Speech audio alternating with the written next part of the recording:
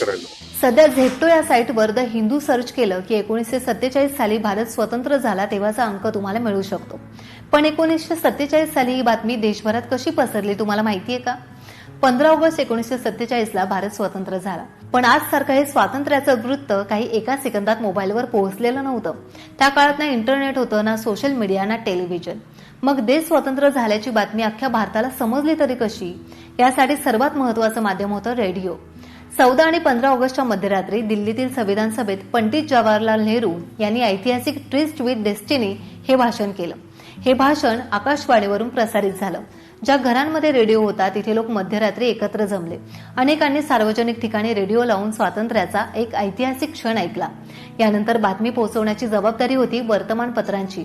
The Hindu, the Times of India, Hindustan Times यांसारख्या वृत्तपत्रांनी स्वातंत्र्याच्या बातम्यांना प्रमुख स्थान दिलं. विशेष अंक, मोठे मथळे आणि देशभक्तीपर लेख, कवितांमधून स्वातंत्र्याचा उत्सव लोकांपर्यंत पोहोचला. पण भारतातल्या प्रत्येक घरात रेडिओ किंवा वर्तमानपत्र पोहोचत नव्हतं. म्हणून मग बातमी पोहोचली माणसांकडून माणसांपर्यंत. गावात एखाद्याला बातमी समजली की ती पुढच्या व्यक्तींपर्यंत गेली. शहरांमध्ये मिरवणुका निघाल्या, घोषणा सुरू झाल्या आणि ध्वजारोहणाच्या कार्यक्रमातून स्वातंत्र्याचा संदेश दूरवर पोहोचला. अशा प्रकारे रेडिओचा आवाज, वर्तमानपत्राची शाई आणि माणसांकडून माणसांपर्यंत बातमी गेली. यांनी मिळून 15 ऑगस्ट 1947चा संदेश देशभर पोहोचवला. मात्र या स्वातंत्र्याच्या जल्लोषासोबतच फाळणीची भीषण वेदनाही होती.